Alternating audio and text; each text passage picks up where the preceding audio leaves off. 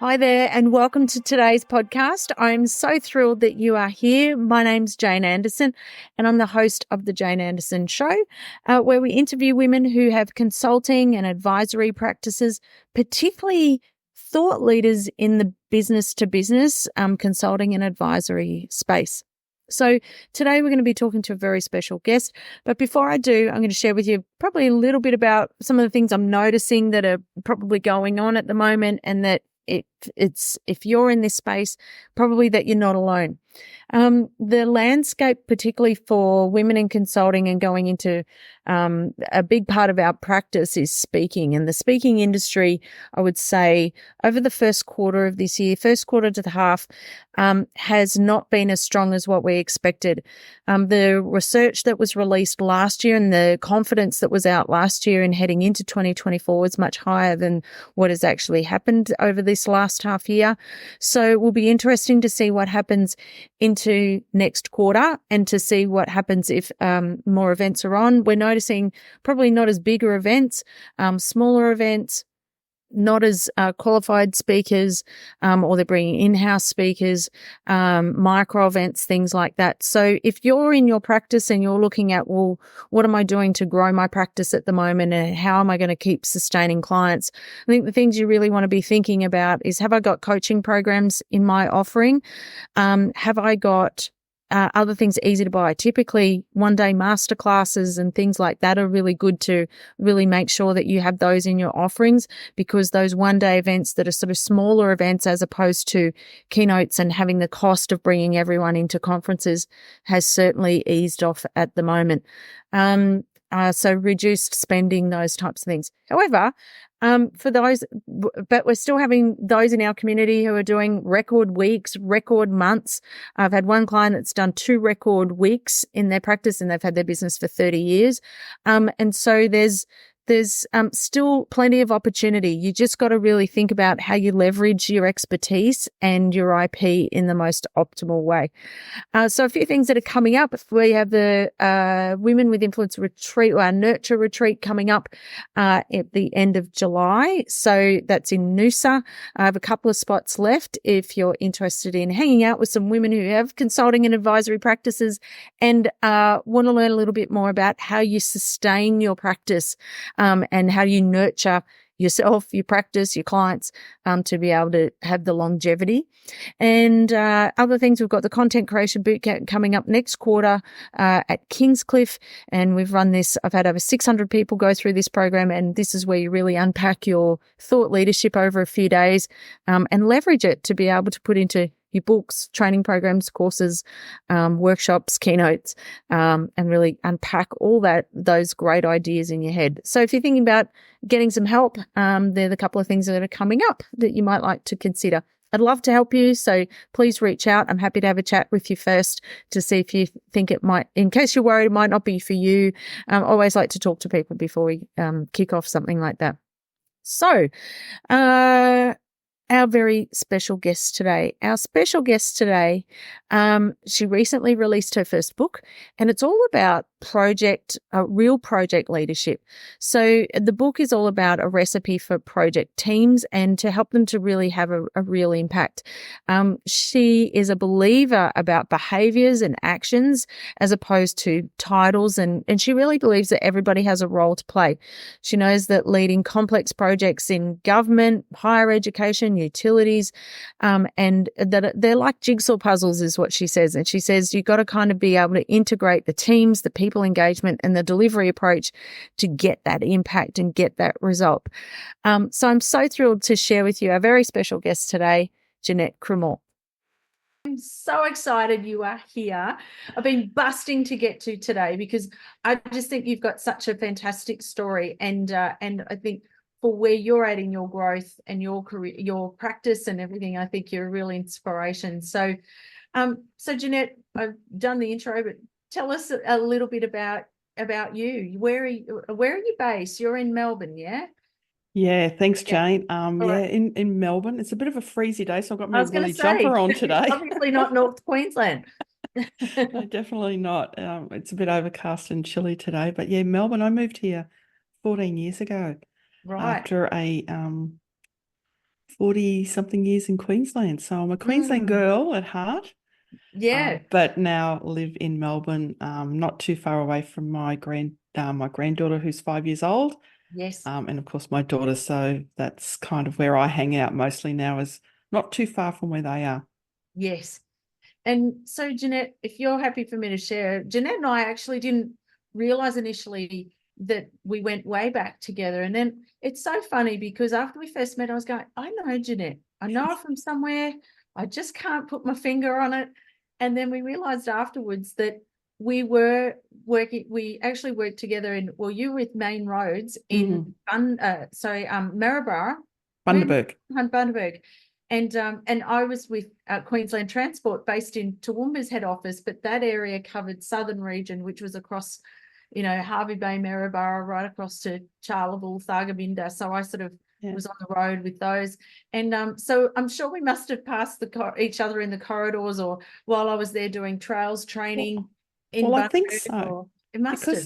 Because if you were doing trails training, I would have had to been processing your travel claims, because Right. when I started in Main Roads, I was the accounts payable, started in Okay. grassroots corporate services. Yep. And one of the things that I know that I used to do was process the trails trainer travel Right. expense claim. So yours must have been in the pile that I was doing somewhere, because our timing was about right. Yes. Well, it was me, and also was it not Laurie? What's his name? That was in Bundaberg customer in service center. There was Bundaberg Customer. Dallas in Maryborough. Yeah. He was a customer in Maryborough Was customer that service trails center. trainer? Because there was a trails trainer who was in Bundaberg, but he had his office there, and I was in Toowoomba. Oh, It was Laurie, is it not Lau- Laurie? It wasn't Laurie. Lawrence? No, Laurie. No, I can't remember. Larry. It was Larry. Larry. His surname is on the tip of my tongue, but it was Larry, because he taught me trail. He was the trainer. He must have been Ah, going, oh my God, I can't believe we're going to teach this girl trail. But yes, Larry was in Bundaberg with Mark, because he and Mark were fishing buddies, and Mark was the head of the customer service centre that's there. right. I can't remember Mark's surname. But they were fishing buddies. And so yes, I was Larry's protege. Yeah, but isn't it funny, only two degrees of separation or something we've had. So yeah, it wasn't interesting. What a small world. And It then is. today, so tell us about where so you're contracting currently and making a bit of a transition into your practice. Is that right? Yeah, a long-term public servant, and when I came to Melbourne, I explored contracting because I didn't want to actually commit to a permanent job at that time. I was in a bit of a life adventure 14 years ago, and I liked contracting, but around 2017, I knew there was something different that I wanted to do. And yeah, I broke away to start Jeanette Cremor practice, which is me. Had some false starts, and we'll probably talk a little bit about that later. But yeah, now I work for myself. I still do some contracting work to keep the revenue coming in, but I am transitioning, running programs and workshops with clients. So yeah, I hope by the end of December this calendar year that I can say no more contracting, Yes. that I've actually built enough revenue and client delivery days Right. that I have to do contract anymore. So 6 months to go, and I should have Wow. transitioned out and into my Wow. full-time practice. Amazing. That's such a big achievement, Jeanette. What made you decide to not continue on necessarily in a contracting space and move a bit more over into the thought leadership and, Yeah. and that sort of thing? One of the reasons why I ran away, and I'll say run away from Queensland, is I was doing project rescue after project rescue after project rescue, and I was becoming someone I didn't really like. I knew there was something more, and I thought, oh, let's go and explore another capital city. I love sport, love wine, cheese at the time, let's go to Victoria. And in the contracting role, same thing. I seem to be attracting project rescue after project rescue, always getting projects back on track. And I thought, surely there's a way that I can help people not, do this. Why can't I help project teams be more aware of the warning signs Yep. so that they can correct their path rather than doing the big U-turn in like the Titanic. They're trying to steer this big ocean liner. Yep. Whereas like there's little bumps, so let's react now rather than waiting. And so that's kind of where I went, oh, how can I? And then, I had a coach at the time, Janine Garner, that you know. Yep. And she was the one that helped me unpack that and say, look, how about we start Jeanette Cremor and start sharing your IP with everyone and to make a difference. And that's how it really started. It was a bit of a leap of faith because I'm the Yeah. first person in my family to actually do this sort of work. And Right. first person to Wow. always labourers, farm workers type background, but I'm the first one to kind of go out. So it was a bit of a leap of faith in myself. But yeah, Amazing. and I don't regret it. Wow. So most of your time, so at the moment in the contracting world that you do, so you're still, so you've got a bit of hands on the tools type work, so which is your mastery and around, so really rescuing these projects. And then now you're sort of starting to teach people how to do this. And I can see something in the background there. And I got my copy. And you actually Thank you. gone on to write a book. Tell us Yeah. about how all this transition works. So you're delivering contracting, but you've done this, really proactively, Jeanette, while you're coming into this world. Tell us about this transition out of being on the tools in contracting, but coming into this thought leadership world, and you've written a book. Yeah, thank you. Well, you have to have a bit of influence here, Jane. So as I mentioned, I was working with Janine, and I think no matter who you are now in a career or a business or a practice, please have a coach or a mentor. Yeah. You can't do this alone. I absolutely, that's my must advice for everyone. But when I was working with Janine, I knew what I wanted to do, but when I started working with you, you helped me narrow in on a focus because I've got so much in my 25 plus years experience around business transformations, project and change, people, process, technology, integration. And you helped me go, okay, out of all my IP, I've got 13 components in it. And you said, let's narrow in on one. And so we chose leadership, the one in the core, the one in the middle. And I went to your boot camp, 3-day boot camp. Yep. And you helped me get all my thinking out and put it into an outline, and then following the method. I think I had it done in 6 months, and then it was released in April this year. So a 9-month from July to April. And this is a recipe that I've unpacked from all my experience, research, interviews, of the things that project teams need to mix, like you are a chef. You got the recipe, but sometimes you add a little bit extra salt or pepper, or you might need a little bit more garlic, or just for your own flavor. Yes. And that's what this book is about. It's about the recipe for project teams to have real impact. It's not about their technology experience or their policy or marketing, whatever their technical role is. It's their role in a project team and how they together have real impact. And I've got 15 ingredients in the recipe. So that's what the book's about. Amazing. And I've now got an Accelerate program that the book underpins. So the book is now my Accelerate program that I'm delivering with clients and workshops. Amazing. What's the Accelerate program? How does that work? Yeah, so part of designing this book and building the program, as you help me, sharpen things and let go of things and put some more in, it's a series of workshops and accountability sessions. So the idea is I work with an organisation and they bring project team members into the classroom. Right. No more than 15, because we actually use real projects. So it's practical learning. Yep. So they bring their current project to the table, and we have 5 workshops where we work through the pillars in the book, right, and the ingredients. And then we have a commitment of the action that they're going to take from that workshop that they're going to apply to the project. And then I have an accountability group session check-in in between the workshops. Right. How did that action go? Did it work? Was it effective? What can we do differently? Right. And we build on that. And then at the end of, I try to do it in 3 months. Some clients like to do it in 6, but I try to do it in 3 because that's why it's called accelerate. Right. To get the project back on track. Yeah. And then at the end, they have a graduation showcase where they invite their stakeholders and they do a presentation. This is where the project was at, and this is at now, and this is why, because of what they've done. They've done the corrective actions based on the ingredients in the book. Brilliant.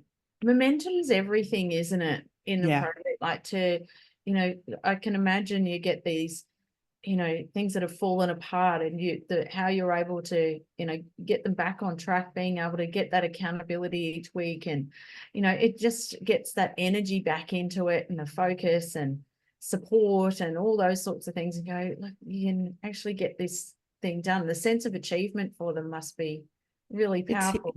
It is, because it's not theory based. One of the things, and that's probably why I so resonate with it, because I'm a practical learner as well. Yeah. And when you work in groups, I've recently I had there was 4 projects in the classroom, 4 different projects, and one of the team members was having a problem that the other one didn't even know that they had in their project until she talked about it, and she goes, "Oh, hang on, I think we're experiencing that as well." And so by having that group sense around looking at your projects, going through the behaviours and what's going on, you can actually mirror or learn from one another. And so they're not just learning from me, they're learning from each other, because they're using their their projects, their active projects.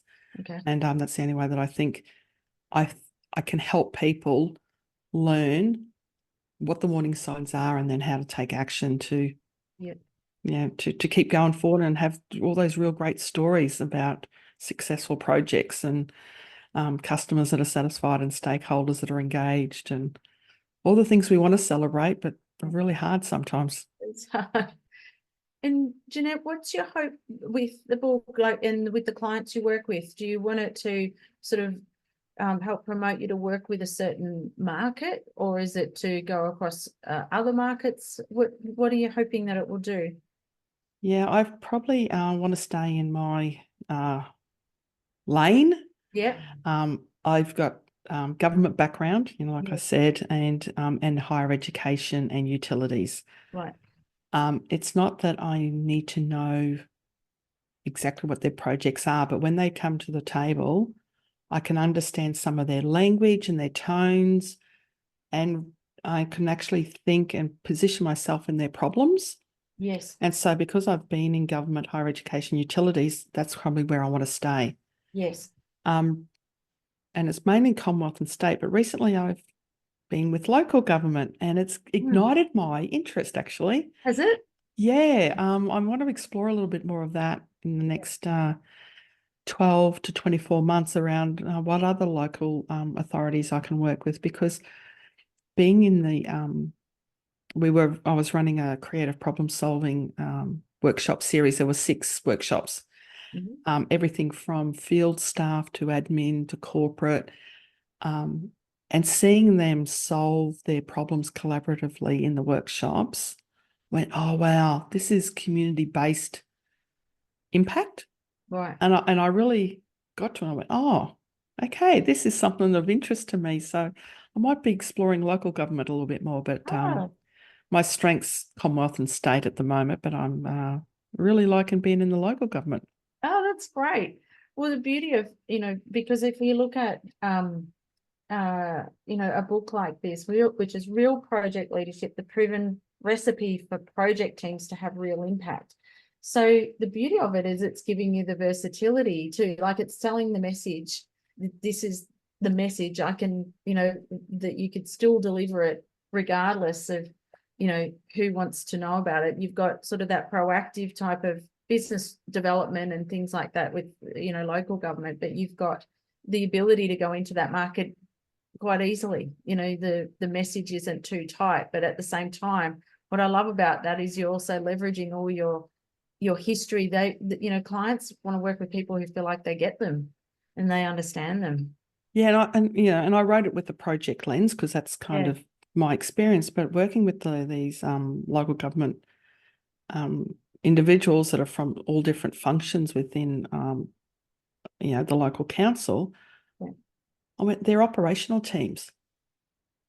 And what I've more recently, probably in the last 3 years, working with other government clients, we've changed the way that we work, and they're really project-based working now. We actually have moved away from that task-based list operational teams, and operational teams now are being challenged through business transformations to look at different ways of working. And so we're looking at virtual ways of working, at working from home, working offshore, working with teams across the nation, and very time orientated, blocked into let's add value quickly. Continuous improvement is maybe a word that people are more familiar with. And I think that's actually now how operational teams are working. They are starting to work very much more project-based. Right.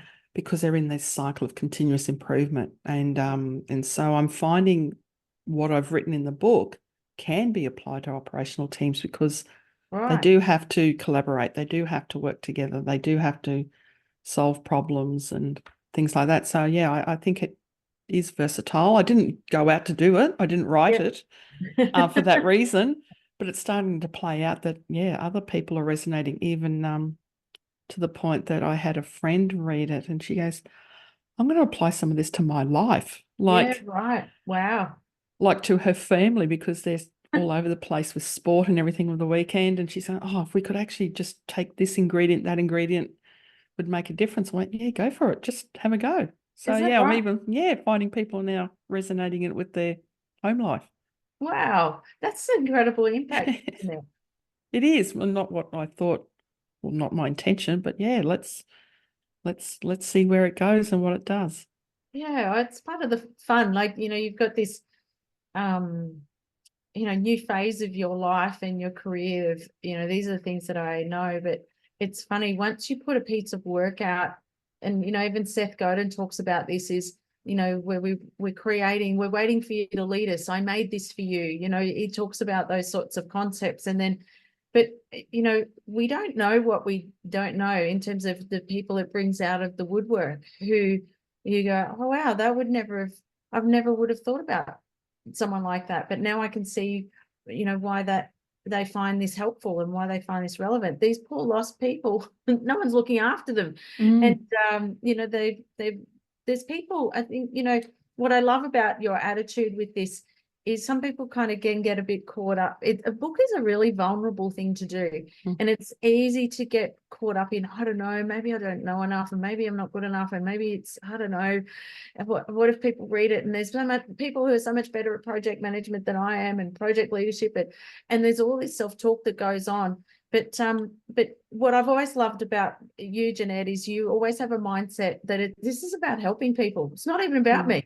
It's, I'm just trying to get something out that can, there's people out there, because you see them every day. You see the struggle that they have, the suffering that they have in their roles. People just really want to go to work, do a great job, feel that sense of achievement. And particularly when it comes to government, is a sense of contribution. Is it, I feel like I've made a difference. I feel like I'm contributing to society. I feel like I'm contributing to the community, the betterment of the country, or our state. And, if people aren't feeling that sense of accomplishment and achievement and growth, in their roles, that's a big impact, to be going to work every day and not feeling that you being able to make any sense of progress. So I love that you've always had this attitude that you go, oh, well, this is my experience, and my experience has been people need help with this stuff. So I'll write it down and I've captured it here, and here you go. So I love that you, and maybe it's just my perception, but you've certainly had that energy about you with the book from the beginning. Would that be right? Yeah.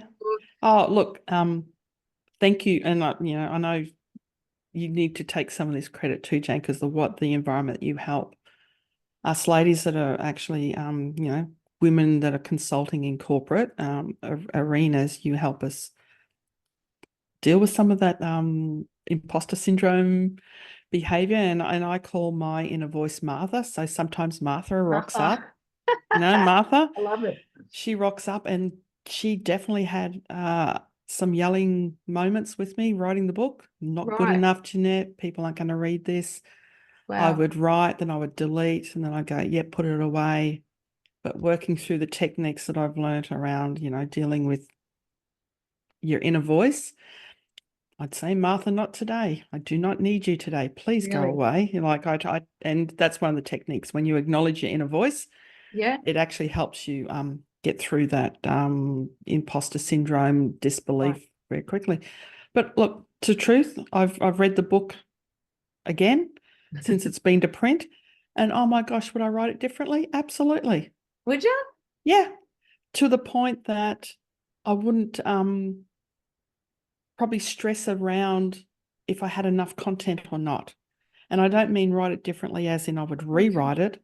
I would write it differently in the way that I thought about it. So I definitely wanted to have ingredients and, and I definitely, but the way that I went about it, I was stressing all the time. Do I have enough case studies in there? Did I remove that person's identity so that they can't identify themselves? And it's all this, oh, am I good enough? Am not? And at the end of the day, I would just, but I think I've got the second book outline starting to happen. Always the case, isn't it? You write a book, you're really writing two, Jeanette. And I think that's what I mean by rewriting. I've already started to shape book 2 by taking the lessons out of book 1 and going, oh, that's how I would write it. So that's what I mean by rewriting it. It's kind of, I'm already launching into my book 2 thinking, and I've got some pink sheets going and some models, and but it's also building from my the project ecosystem, which is my my primary IP, which has got all the 13 components. But it's definitely a lesson, and look, seriously, I think it's empowering. It gives me credibility for what I know. I stand behind it because it's not someone else's thinking or experience, it's mine, to the point that one of the people that I shared the book with, he was a vice president for a supply that I was working with in Queensland government. We were implementing the first digital enterprise solution. And the vice president for South Pacific, I sent him the book saying, thank you, and he contacted me. He says, are you Emily in the book?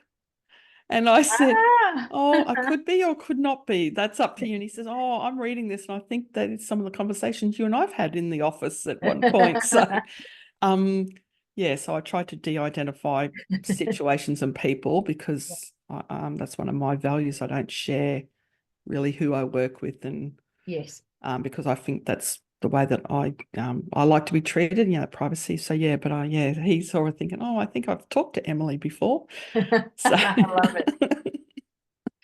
And Jeanette, what's this transition time is a time, for the ladies that are listening to this podcast, might be men as well, but mostly women who are listening to this podcast, they've had 20 plus years experience like yourself, where they, perhaps have they're listening to your journey here and they're going, okay, so, I'm a Jeanette. I reckon I've probably got a book in me. I reckon I might be in consulting or in a role where I'm doing contracting in, and I want to make this sort of transition.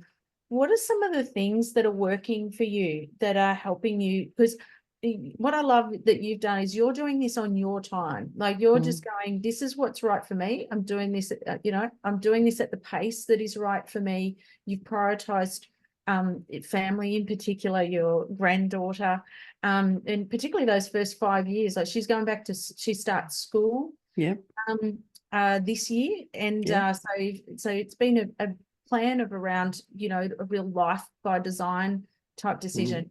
What are some of the things that are working for you in being able to sort of start to make this transition?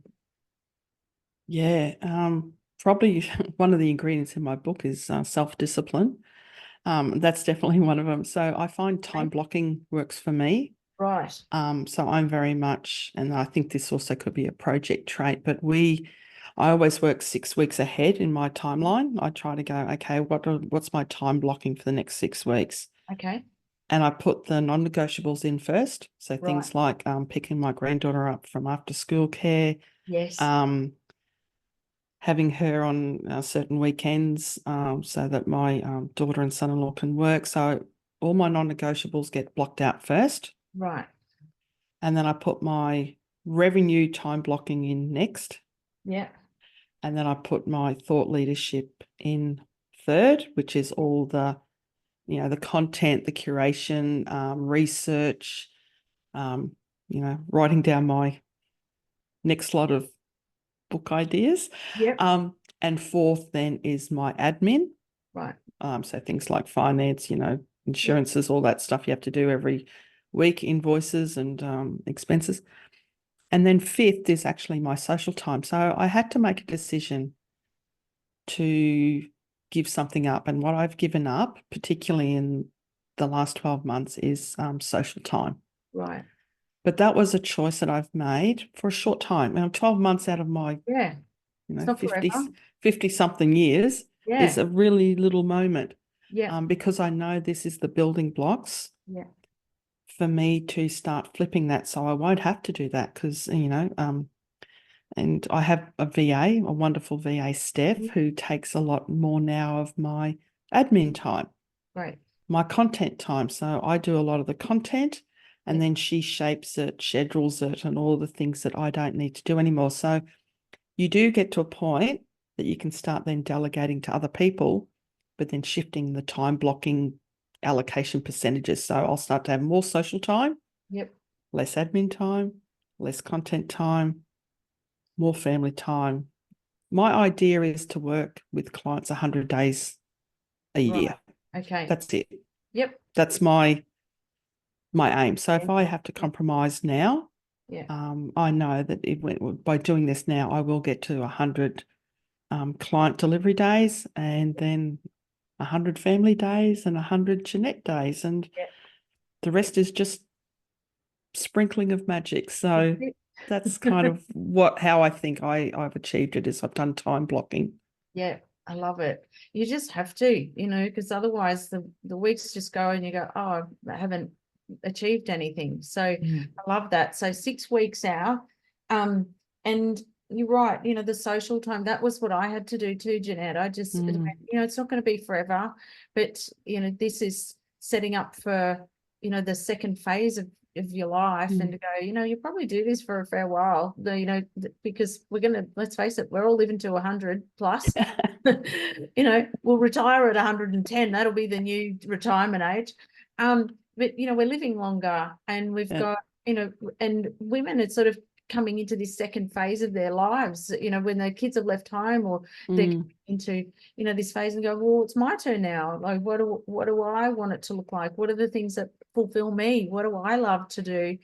And but I don't want to, but they're often saying, but I don't want to retire yet, or I'm not ready to retire, I'm just not at that stage in my career, but I feel like I've got the energy. I feel like I've got more in me.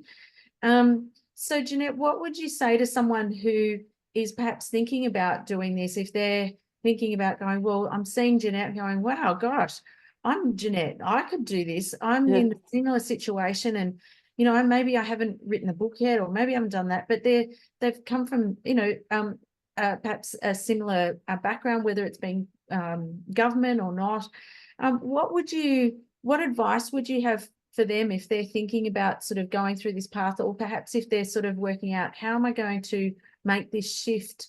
What will I do to start to make this shift out of corporate or contracting to move into perhaps more of a thought leadership type practice? Yeah, my advice would be just try one thing and reach out Right. to your network people that you've previously worked with, they know Yep. you, and test it. One of the things for me is I didn't fail fast enough. And I know that might sound weird. You want to be successful, but I think Once again, in the book, I talk about adaptability, and it's about learning, unlearning, and relearning. I didn't unlearn quick enough. And Right. so for me, I just kept following the same techniques that I knew worked in projects. But when you work for yourself, I don't have a HR department. I don't have marketing. I don't have technology. You are all those for yourself. And I thought I had to be resourceful and not ask for help. And so my only advice is start on one thing, Yep. small as it is, and start testing it early with people that you already know and fail fast. And I don't mean fail to hurt yourself or, No. be unsuccessful. It's fail as in unlearn so you can keep learning. I love it. Yeah, that probably would be my number one. And probably number two would be you're not going to be liked by everyone, even what you do, how you go about solving their problem. And it's okay because they're not your ideal client anyway. Yes. And walk your own values. Don't try to fit in with someone else's just to have revenue coming in, because I think that was part of that fail fast for me. Right. I've had to now that I know who I am, Yeah. really, and that is helping, senior officers and project teams navigate business transformations. I've had to say no to things that people knew me, because I can also run week-long sporting carnivals. That's some of my volunteer work. Can I organise events with volunteers and players? And absolutely, but I'm no longer an event person. Please don't come to me to run your events. I've done that. So I can now say no to stuff because that's not my purpose. My purpose is to definitely help project teams navigate business transformations. Right. So yeah, that'd probably be my third one. Yeah, I love it. You've come a really long way, Jeanette, and I love that you've been able to publish this work, but also, with talking about this unlearning and learning and failing fast, there's a lot that you can do, isn't there, while you're employed or while you have, and when I say employed, I mean, as in while you're contracting and you have clients in that sort of capacity, is it sort of like, that you can do. What I love is that you've got this done early, and for most people, I don't always say necessarily doing it early, because we take things to market, see what people buy, and then we double down on what's working well, and then we might do the book. But in this case, you've run the experiments, you understand deeply what they're needing and what they need help with and what they're prepared to pay for, and so you've done a lot of testing while you're not you're at a lower level of risk. And so for you to be you're just coming out of the blocks, like just going, right, here I go. So, you're really inspiring to watch, Jeanette. I wish I'd done this the way you're going about it. Geez, I wish I did it that way. Oh, can I tell you, in 2017, I didn't do it this way. I went holus bolus, and that's probably, right. yes, and that's probably something I have to admit that I didn't do that lesson that you've just shared now, we've just talked about now, Jane. That's probably been more, probably about 6 months before I started working with you. I was talking to Janine, and I was just saying, like, I feel as if I'm not moving forward, and so and working with you and Janine has helped me. But when I was in 2017, I did that. I wasn't listening to my coach at the time, and I went, oh, all or nothing. I'm in. Let's go. And I jumped. And I jumped into a no revenue world. Yeah, right. And holy shivers, did that teach me a lesson? I quickly had to go back full-time contracting because I had, taken off all my savings and lived off my savings. But now this transition that you've helped me navigate through and say it's okay, I've had a longer transition period, but like you've said, I'm now can run because I've done all the testing through the transition stage. And I think that's definitely, please don't do a holus bolus, stop work and then go into this. That does not work at all. No, I can don't guarantee. Definitely transition, plan your transition. Be kind to yourself, I think, is another thing. Fast pace sometimes can burn you out. And but yeah, so I extended my transition runway, like I said, to December this year, knowing that I'm at that intersection now that I can now take all my programs and workshops and advisory services and not do contracting anymore. Yeah. It's exciting, Jeanette. I'm so happy for you. And, you're a true inspiration, and particularly for your family. I know your granddaughter means so much to you, and, you're a real role model for her. And I think, she'll always have, these great memories and conversations with you, as she gets older. And because I think, for us, and now I don't have children, but I have nieces and nephews, and this is the future of work. This is for them to see, well, you can achieve your potential. You can you've got a message, you can be visible, you can, that's so inspiring to be the first in your family to do this type of work. Your granddaughter's seeing that, my God, my grandmother wrote so, the legacy of your work is, and just of what you're creating, is really incredible. So, Jeanette, you're really inspiring. So congratulations on your progress, and we can't wait to see what happens next. Thank you, Jane. Thank you to Women with Influence and our community. We've had a lot of fun. I've definitely cannot do this alone, and we're very supportive of each other, and and we have good and bad days. Yeah. It's not all shiny mirrors. No. We have bad days, but we're in a safe space when we can get support. So thank you. It's my pleasure. Jeanette, if people want to learn more about your work, or whether they want to follow you, or learn more about your book, or connect with you, where would they be best to do that? JeanetteCremor.com.au. You can explore my website. You'll find some free resources there. Oh, great. You'll also find my fortnightly insights on my blogs. So I put new thought leadership up every fortnight, as well as I hosted a podcast show called Laugh, Learn, Lead a couple of years ago. So there's about 50 episodes on there. Wow. Yeah, but I'm thinking about doing another series later, but not just yet, Jane. Hey, because I'm not yet. Yes, that's the right answer. my coach would probably be giving me a slight little butt kick at the moment if I put my energy into a podcast. But I do love them. I love to talk. That's why I probably love workshops.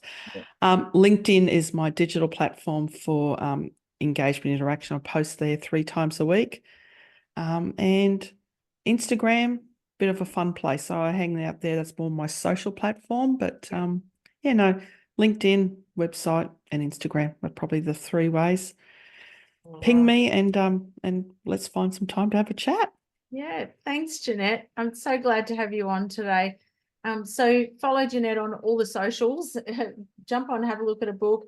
So books available on Booktopia, Amazon.com, all the usual spots. So real project leadership.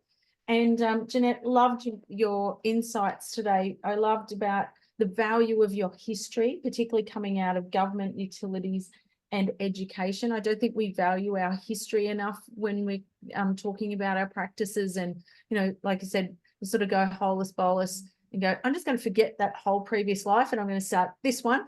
And but the value of your history. I loved your tips around the time blocking with making this transition and putting the most important things in first and then working around it. And then, you had to make some tough decisions while you're doing this, and it's not forever, and it's okay. You're rebuilding or redesigning and setting the platform for that.